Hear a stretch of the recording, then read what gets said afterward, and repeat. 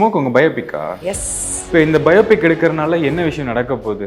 Nothing. எனக்கு ஏன்னா எல்லாமே பார்த்துட்டாங்க. எல்லாமே பார்த்துட்டாங்கன்னு எப்படி சொல்றீங்க? உங்க முகம் வந்து தெரியும்ல, அதான் சொல்றேன். என் முகம் மட்டும்தான் தெரியும், இல்லைன்னா நான் ஒரு கிளாமர் ஆர்டிஸ்ட் மட்டும்தான் தெரியும், வேற என்ன தெரியும்? இன்னொன்று, இப்போ இன்னைக்கு அழகு இருக்கிற வரைக்கும் தான் you can stand in front of the screen. இன்னுமே அந்த மார்க் இருக்கா? கிளாமர் ரோல் மட்டும்தான் பண்ணணும். கொடுக்குற ஆஃபரே அது மட்டும்தான் இருக்கும்போது நான் எப்படி பண்றேன்? இல்ல தொடர்ந்து இந்த கான்ட்ரோவர்ஷியலான விஷயம் எவ்வளோ நேரம்? அப்போ நான் ரொம்ப முக்கியமான ஆள் போல இருக்கு. ஏன்னா தோணுதா ஏன் நமக்கு இது வந்துகிட்டே இருக்கு அப்படிங்கிறது? இல்ல ஒரு மீடியா அட்டென்ஷன் அப்படி அந்த மாதிரி விஷயம்? மீடியா அட்டென்ஷனுக்கு இது பண்ணணும்னு அவசியம் இல்லைல்ல.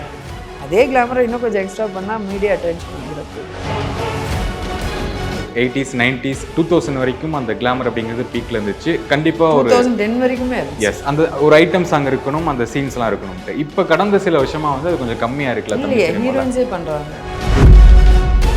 இப்போ ஃபேஸ் பண்ண ஒரு துரோகம் இருக்கும்ல, அது இருக்கா லைஃப்ல? எக்கச்சக்கம் மூட்டையா வச்சிருக்கேன். யாரு அதுல ஹைலைட்? ஒரு பேர் சொல்லி அந்த ஆளை பெரிய ஆள் ஆக்குறதுக்கு விருப்பப்படல. ஏன்னா அந்த ஆள் பயங்கரமான சூப்பர் ஸ்டார். பண்றதெல்லாம் மொளை மாதிரி தானே, இதெல்லாம் தானே. இதுக்கு எதுக்கு அவருக்கு பில்டப்பு பேரெல்லாம் தேவையே இல்லை. 16 days தான் ஷூட்டிங். 16 days ஷூட்டிங், ப்ராஜெக்டே முடிஞ்சிச்சு. 16 daysல ஒரு பயோபிக் எல்லாம் எடுத்து முடிச்சுட்டு ஹார்ட் டிஸ்கை தூக்கிட்டு ஓடனா நான் என்ன பண்ணுறது? எதனால? ஃபினான்ஷியல் சிச்சுவேஷனா?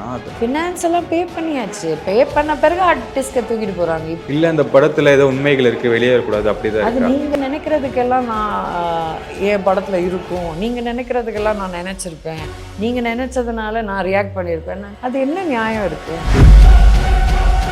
இயற்கையான டேட்ஸ், பாதாம், பிஸ்தா, கேஷ்யூ அண்ட் ஹனி கொண்டு தயாரிக்கப்பட்ட lion date nut bites. 20 years ஃபீல்ட்ல இருக்காங்க. Experience faculty, free uniform, notebooks, hostel, படிக்கும்போது பார்ட் டைம் ஜாப் வேற. அன்னமால் நாளே மன திருப்தி தான். அட்மிஷன்ஸ் நடைபெறுகிறது. வணக்கம் சுமா அவர்களே. நல்லா இருக்கீங்களா? நல்லா இருக்கேன். நீங்க எப்படி இருக்கீங்க? நல்லா இருக்கேன். எப்படி போகுது லைஃப்? எப்படி போயிட்டு இருக்கு? போகுது, பயங்கரமா போகுது. ஒரே ட்விஸ்ட் அண்ட் டர்ன்ஸ் அண்ட் இன்ட்ரெஸ்டிங்கா லைஃப் போகுது. எஸ், அது இருந்தா லைஃப் நல்லா இருக்கும். ஆமா, இல்லைன்னா போர் அடிக்கும்ல. அதான் நார்மல் பீப்புள்ஸ்க்கும் செலிபிரிட்டிக்கும் இருக்க ஒரு வித்தியாசம். அந்த நார்மல் பீப்புள் வச்சு செஞ்சாங்க. எதுக்கு நார்மல் பீப்புள்? அதெல்லாம் இல்லை, எல்லாரும் ஒன்று தான். என்ன, எங்கள் லைஃப் வெளியே எல்லாருக்கும் தெரியும், வெளியே இருக்கிறவங்களுக்கு எல்லார் லைஃப்பும் தெரியாது, அவ்வளோதான் விஷயம். ஓகே, எனக்கு முதல் கேள்வி வந்து ஒரு சிலரை பார்க்கும்போது ஒரு டைலாக் இருக்குது, கைஸ் இவங்க வந்து நார்மல் பீப்புள்ஸே கிடையாது அப்படின்ட்டு இருக்கும்ல. அந்த மாதிரி யாராச்சும் பார்த்து வியந்திருக்கீங்களா? ஏன் இவங்க வராங்க, நமக்கு ஒரு விஷயம் பண்ணுறாங்க அப்படிங்கிற மாதிரி இருக்கும்ல. அதுக்கு நீங்கள் சொல்கிற லைனுக்கும் அதுக்கும் ஒரு சின்ன டிஃப்ரென்ஸ் இருக்குது. ஸ்பெஷல் பீப்புள்னு சொல்லணும். நார்மல் பீப்புள் சொன்னால் என்ன, மிச்ச பேர் அப்நார்மலாக என்ன? அப்படியெல்லாம் கிடையாது. நம்ம பர்சனல் லைஃப்பில் சர்டன் பீப்புள் வந்து ஒரு விஷயம் நடக்கிறதுனால இல்லை ஒரு வார்த்தை பேசுகிறதுனால நம்ம திங்கிங் மாறி எல்லாம் மாறும்போது that person become special. So இருக்காங்க, ஸ்பெஷல் பீப்புள் இருக்காங்க. ஓகே, வாழ்த்துக்கள் உங்களுக்கு. பாஜிராவ் மஸ்தானி சாங் பார்த்தேன், நல்லா இருந்துச்சு. அந்த டான்ஸ் பெர்ஃபார்மன்ஸ், டைரக்ஷன், ப்ரொடக்ஷன் அப்படிங்கிறது வந்து சாதாரண விஷயம் கிடையாது. நம்மளே எல்லாமே பண்ணுவோம். இல்லை, ஐ ஹேட் அ கோரியோகிராஃபரும் இருந்தார். பட் அவருடைய ஹெல்ப் இல்லாமல் இவ்வளோ தூரம் பண்ணியிருக்க முடியாது. பட் ஒரு நியூ ட்ரை. ஏன் திடீர்னு அந்த சாங்கு?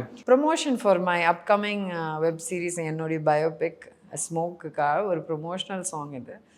அது ப்ரொமோஷனல் சாங்கோட நம்ம அது ஆல்பம் சாங்னு சொல்லி அதை க்ரியேட் பண்ணி வச்சுருக்கோம். ஓகே, ஸ்மோக் உங்கள் பயோபிக்கா? எஸ். சரி, ஓகே. உண்மையெல்லாம் காமிச்சிருப்பீங்களா எல்லாமே? ஓகே, பயோபிக்னு வருது, சில ஃபிக்ஷன்ஸ்லாம் ஆட் பண்ணி பண்ணுறாங்களே, அந்த மாதிரிலாம் எதுக்கு? என் லைஃப் இப்போது எதுவுமே சொல்லாமலே என் லைஃப் இஸ் பீன் ஜட்ஜ்ட். நான் எல்லாத்தையும் சொல்கிறேன், ஜட்ஜ் பண்ணிக்கோங்கன்றேன், அவ்வளோதான். ஓகே, இது இப்போ இந்த பயோபிக் எடுக்கிறனால என்ன விஷயம் நடக்க போகுது? நத்திங். எனக்கு ஏன்னா எல்லாமே பார்த்துட்டாங்க, இன்டர்வியூஸ் இல்லை, ரெண்டு பார்த்துட்டாங்க. விஷயம் எனக்கு நடக்கும். எல்லாமே பார்த்துட்டாங்கன்னு எப்படி சொல்கிறீங்க? இல்லை, உங்கள் முகம் வந்து தெரியும்ல, அதுதான் சொல்கிறேன். என் முகம் மட்டும்தான் தெரியும், இல்லைன்னா நான் ஒரு கிளாமர் ஆர்டிஸ்ட் மட்டும்தான் தெரியும், வேறு என்ன தெரியும்? மிச்சம் எல்லாம் நீங்கள் எல்லோரும் சொல்கிற கதை தான். கரெக்டாக? எவ்ரி ஒன், நான் உங்களை மட்டும் சொல்ல. ஸோ உங்களுக்கு தெரியாது என் லைஃப், அதை நான் கேரண்டியாக சொல்லுவேன். ஓகேயா? இது ஒன்று. ரெண்டாவது, இட் கிவ்ஸ் மீ பீஸ். ஏன் பீஸ்னால், நான் சொன்ன மாதிரி விதவுட் நோயிங், என்னை பற்றி தெரியாமலே இவ்வளோ ஜட்ஜ் பண்ணும்போது நான் சொல்லிடுறேன் அப்படின்னு ஒரு பீஸு. ஓகே, அதுக்கப்புறம் நீ ஜட்ஜ் பண்ணி என்ன வேணால் சொல்லிக்கோ, நான் அக்செப்ட் பண்ணிக்கிறேன். ஏன்னா அது உன் பாயிண்ட் ஆஃப் வியூ, அதுதான் உண்மைன்னு நான் ஒத்துக்க மாட்டேன், அது உன் பாயிண்ட் ஆஃப் வியூ அப்படின்ற மாதிரி வச்சுப்பேன். மூணாவது, வெரி கமர்ஷியல் ரீசன்ஸ். என்னை பெருசாக நடிக்க விட்றதில்ல. ஸோ பெருசாக எனக்கு ஒர்க்கும் பெருசாக இல்லாததுனால I already learn direction. I already wanted, எனக்கு ஒரு நடிகையாக மட்டும் வாழ்ந்து போகணுன்னு பிடிக்கல. I wanted to do something new. So என்னாலேயும் முடியும்னு சொல்லிட்டு எனக்கு இது ஒரு பர்சனல் ஏம்னு வச்சுக்கோங்களேன். I want to do better. இன்னொன்று இப்போ இன்றைக்கி அழகு இருக்கிற வரைக்கும் தான் you can stand in front of the screen. Maybe character artist ஆகி அம்மா பாட்டி எல்லாம் நடக்கலாம். பட் அதில் என்ன நான் சாதித்தேன் எனக்கு பர்சனலாக தோணால் ஒன்றும் பெருசாக சாதிக்கல. அடுத்த ஸ்டெப் என்ன பண்ணலான்றது அதனால. So it's lots of things involve. Okay, இப்போது அந்த மாதிரி ரோல் நடிக்கிறதுக்கு இன்ட்ரெஸ்ட் இருக்கா உங்களுக்கு? எது இப்போ அம்மா ரோல் பண்ணுறதுக்கு அந்த மாதிரி? நான் இப்போ இல்லை, ஒரு 10 வருஷம் முன்னாடியே அனௌன்ஸ் பண்ணிட்டேன், கேரக்டர் ரோல்ஸ் கொடுங்க, அம்மாவாக கூட நடிக்கிறேன் அப்படின்னு. அதனால் கிடைக்கல, அவ்வளோதான் விஷயம். ஏன் அந்த ஒரு மார்க் பண்ணுறாங்களா? இன்னுமே அந்த மார்க் இருக்கா? கிளாமர் ரோல் மட்டும்தான் பண்ணணும் அப்படின்ட்டு? அப்படி இல்லை, பண்ணியே ஆகணும்னுலாம் யாரும் சொல்கிறது. ஆனால் கொடுக்குற ஆஃபரே அது மட்டும்தான் இருக்கும்போது நான் எப்படி பண்ணுறேன்? ஆஃபர் 90% அது மட்டும். உங்களுக்கு எந்த மாதிரி படம்லாம் பண்ணணும்னா sir? Anything, any other character role. ஒரு சீனுக்கு வந்தால் கூட பரவாயில்ல, ஆனால் கேரக்டர் ரோல் கொடுங்கன்றேன். ஒரு படத்தில் பார்த்தீங்கன்னா ஹீரோ ஹீரோயின் வில்லன், அதுக்கப்புறம் எக்கச்சக்கமான கேரக்டர் இருக்குது. அந்த எக்கச்சக்கமான கேரக்டரில் ஏதாவது ஒரு கேரக்டர், அவ்வளோதான். இப்போது எல்லாத்துடைய பயோபிக் பார்க்கும்போது அவங்களுடைய ஹிடன் சைட்ஸ் வெளியே வரும். இந்த லெவலில் ஸ்ட்ரகிள் பண்ணி வராங்க அப்படின்ட்டு இருக்கும். நீங்கள் சொல்கிறது பார்க்கும்போது யாரோ ஒருத்தருக்கு நான் ப்ரூவ் பண்ணணும் அப்படின்றது இருக்கா, இல்லை யாரோ குரூப் ஆஃப் பர்சன்ஸுக்கு நான் ப்ரூவ் பண்ணணும் அப்படிதான் இருக்கா? இதெல்லாம் ஒன்றுமே கிடையாது. இப்போ நான் இவ்வளோ புலம்புறேன்ல, அந்த மாதிரி என்ன கேரக்டர் ஆர்டிஸ்ட் கிளாமர் ஆர்டிஸ்டாக மட்டும் பிராண்ட் பண்ணுறாங்க. மேபி நான் ட்ரெஸ்ஸிங் சென்ஸாக இருக்கட்டும், இல்லை நான் ஓப்பனாக பழகிறதா இருக்கலாம், அதனால் அப்படி பிராண்டாக இருக்கலாம். ஸோ நான் என்ன சொல்கிறேன், இல்லை என்கிட்ட இன்னும் நிறைய விஷயம் இருக்குல்ல என் வாழ்க்கையில். நானும் மிச்சம் எல்லோரும் மாதிரி சாதாரண பொண்ணு தான்.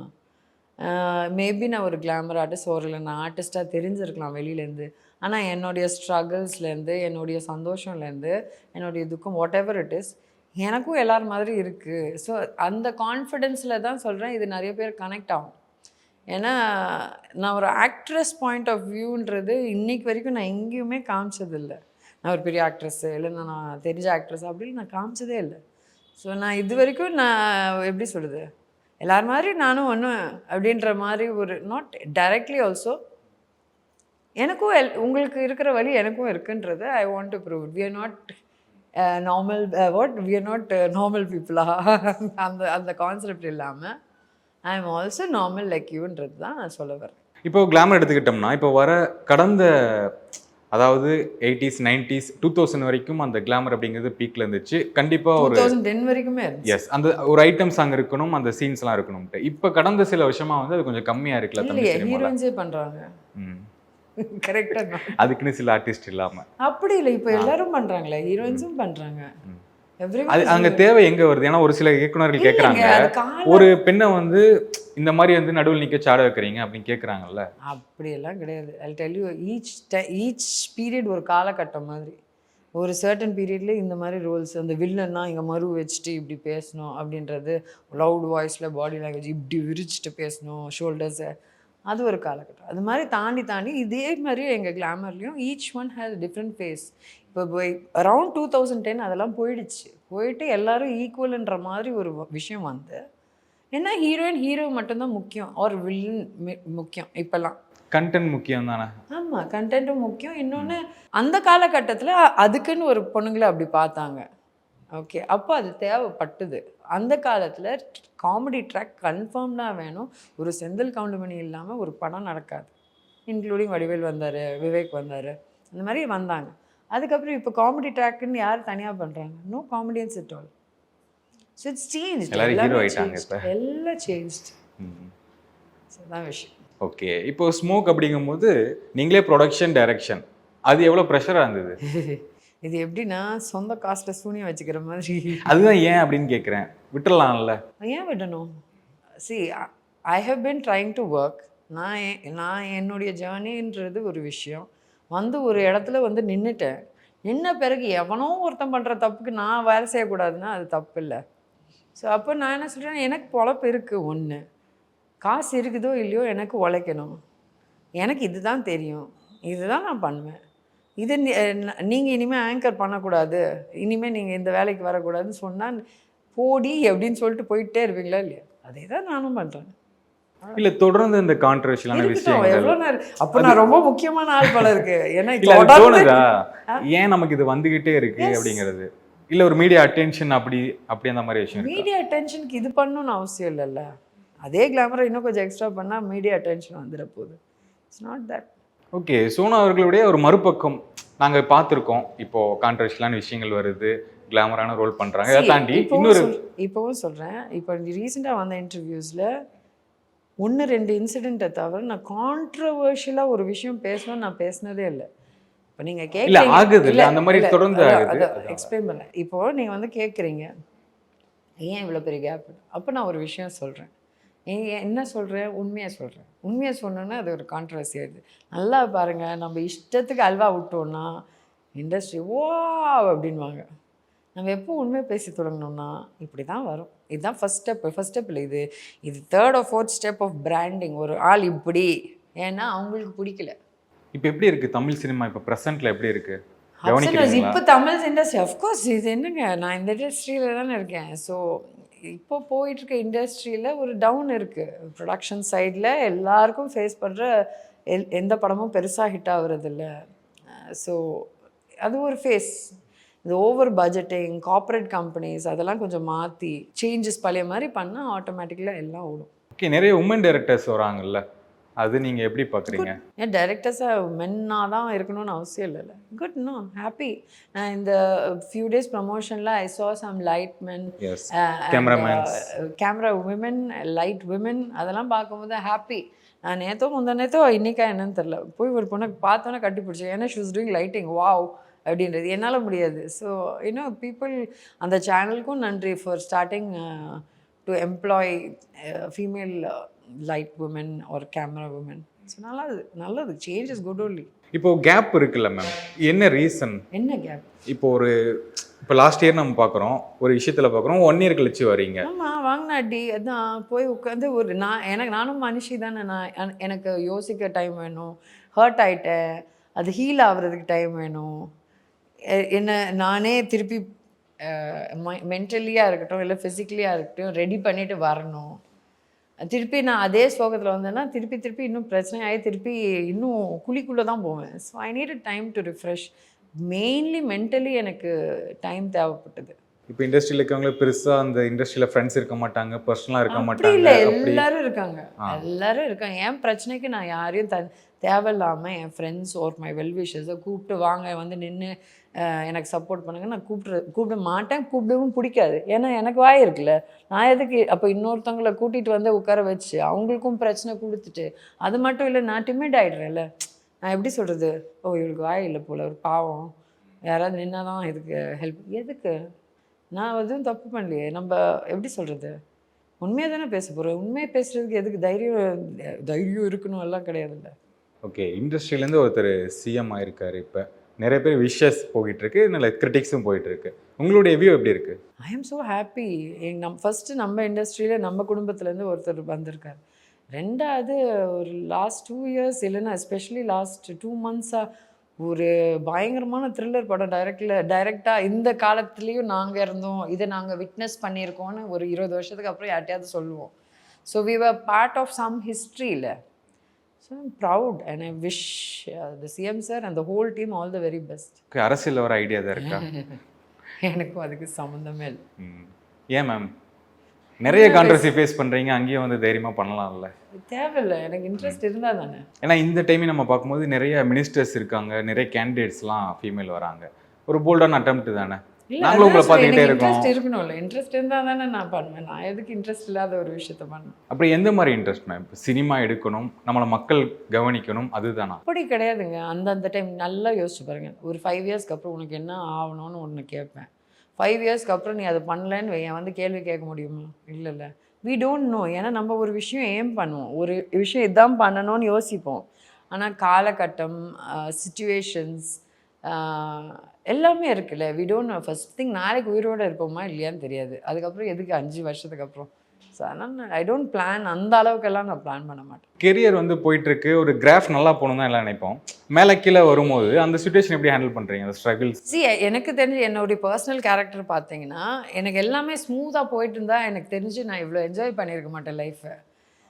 இது எப்படின்னா ஒரு பிரச்சனை வந்துட்டு மேலே திருப்பி நம்ம வரும்போது அது திருப்பி உங்கள் ஈகோ பூஸ்ட் பண்ணி உங்கள் கான்ஃபிடென்ஸை பில்ட் பண்ணி திருப்பி ஒரு டிஃப்ரெண்ட்டாக ஒன்று யோசிச்சு திருப்பி ஒன்று ட்ரை பண்ணும்போது அது இட் கிவ்ஸ் யூஆர் க்ரோயிங் இன்னும் மெச்சூராக ஆகிறோம், இன்னும் ஸ்ட்ராங்கர் ஆகிறோம். ஸோ லாட்ஸ் ஆஃப் திங்ஸ் அது. ஸோ ஐடியாஸ் ஆல்சோ இன்னும் பெட்டராக வரும். உமன் ஓரியன்டட் ஸ்கிரிப்ட்ஸ் இப்பெல்லாம் பண்ணுறாங்கல்ல, ஓடிடிலையும் வருது, அந்த மாதிரி படங்கள் அப்ரோச் வருதா? இல்லை வரல.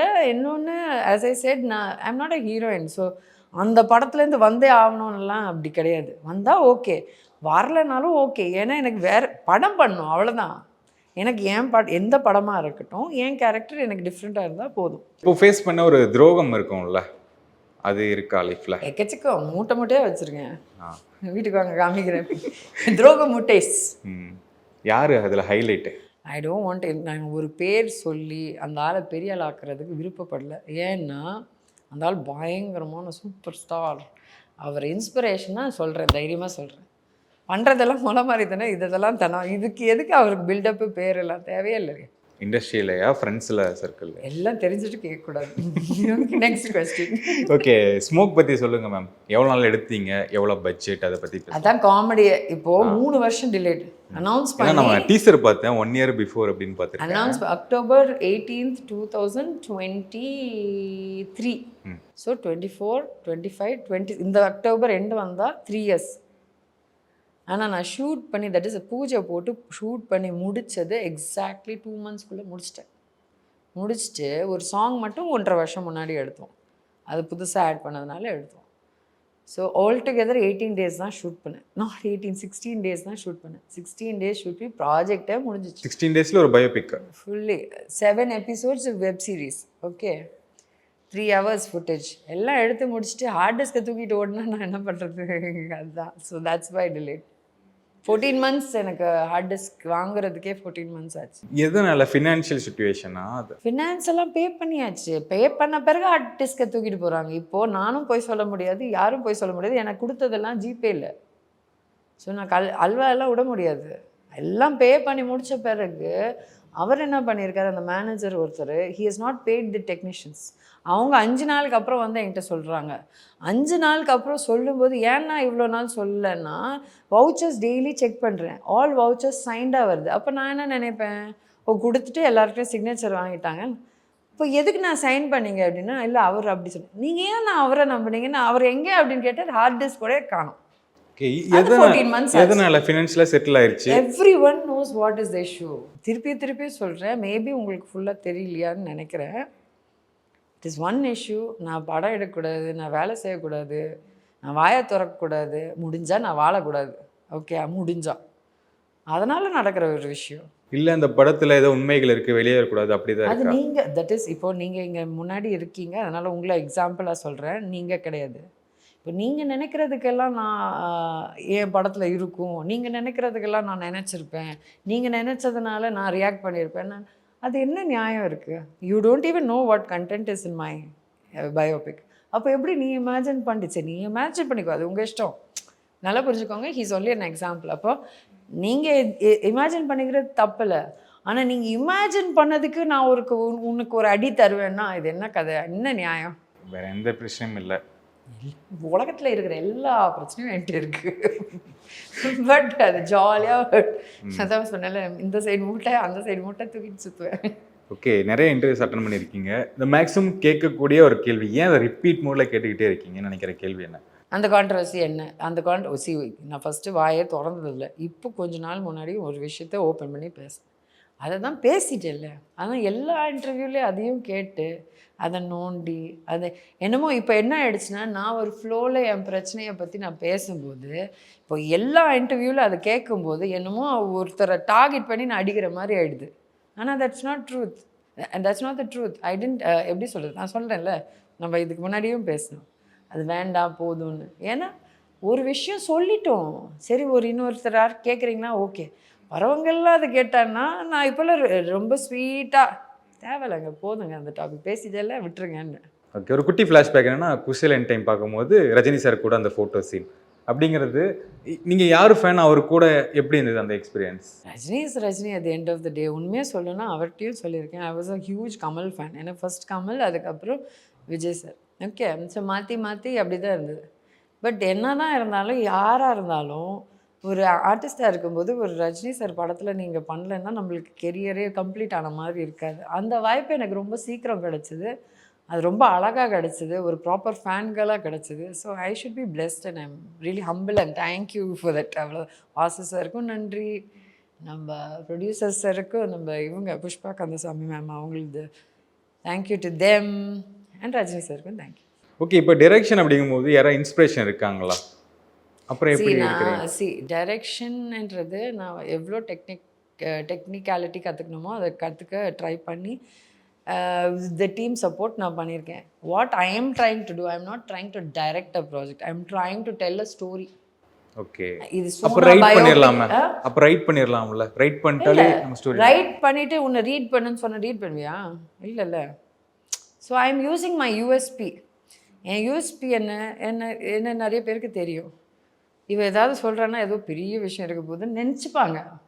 So I am using my USB and I am directing and showing it. அவ்வளோதான். ஏன்னா அந்த ஒரு ஸ்டைல் இருக்குல்ல, ஒரு ஃபிலிம் மேக்கிங் ஸ்டைல் இருக்குல்ல, டிரெக்ஷனாக ஒரு ரொம்ப சுமாரான ஸ்கிரிப்டாக இருந்தாலும் ஃபிலிம் மேக்கிங்கில் நம்ம கொண்டு வந்துடலாம். இப்போ நம்ம சூப்பரான ஸ்கிரிப்ட் இருந்தாலும் ஆவரேஜாக போயிடும்ல. அதுவும் மாறிடுச்சு. யுவர் கேள்வி கரெக்டாக இருக்குது. ஆனால் இப்போ நம்ம வேறு டைம்ஸில் இருக்கோம். ஃபிலிம் மேக்கிங் இப்படி தான் எடுக்கணும்னு யாராவது சொல்லியிருக்காங்களா? It's how you want to convince the public to understand what you're. இப்போ இது பயோபிக் விட்டுருங்க, ஏதோ ஒரு கதை கமர்ஷியல் கதை இருக்குது. அந்த கமர்ஷியல் கதையை எனக்கு எப்படி மக்கள், அந்த பப்ளிக் ஆர் ரிவ்யூவர்ஸ் எல்லோரும் இதை எப்படி புரியணும்னு ஒரு விஷயம் எனக்கு தோணும். அந்த புரிகிற அளவுக்கு நான் அதை எடுத்து காமிச்சு அவங்கள புரிய வைக்கிறது தான் டைரக்ஷன் எனக்கு தோணுது. எனக்கு தெரியாது. Again this is my perspective. ஆனால் ப்ராப்பர் டைரக்ஷன் பார்த்தீங்கன்னா தேர் இஸ் நோ ரூல்ஸ். இப்படி தான் நீ எடுத்தாகணும், அப்படி தான் எடுத்தாகணும். எல்லாருடைய க்ரியேட்டிவிட்டி, அந்த க்ரியேட்டிவிட்டியில் எது பெஸ்ட்டுன்றது நம்ம ஃபாலோ பண்ணிக்கிறோம். அவ்வளோதான். அது எப்படி ஓடிடியில் வருமா, தேட்டரில்? ஓடிடி வெப் சீரிஸ்மா. ஓகே ஓகே ஓகே, வாழ்த்துக்கள் ma'am. Thank you. Web series and Bajirao Mastani மிகப்பெரிய வெற்றியடைய வாழ்த்துக்கள். தேங்க்யூ. ஹாப்பியாக இருங்க. நிறைய நம்ம ப்ரெஸ் மீட்லாம் நம்ம சந்திப்போம். ப்ரிவ்யூ ஷோவில் சந்திப்போம். Okay, thank you for the interview. Thank you so much. Thank you.